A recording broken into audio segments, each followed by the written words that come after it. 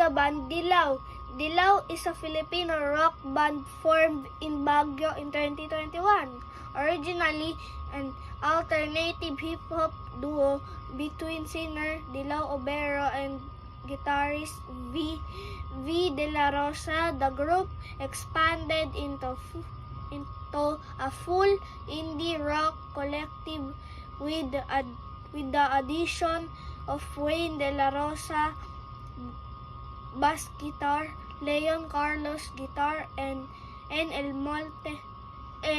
Almonte keyboard, and Toby Samson drums. My favorite song of Dilaw is Uhaw.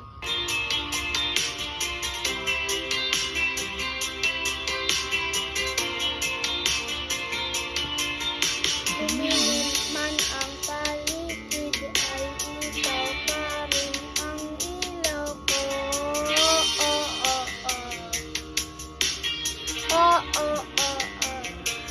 Bakit uhaw? Sayaw, bakit ikaw?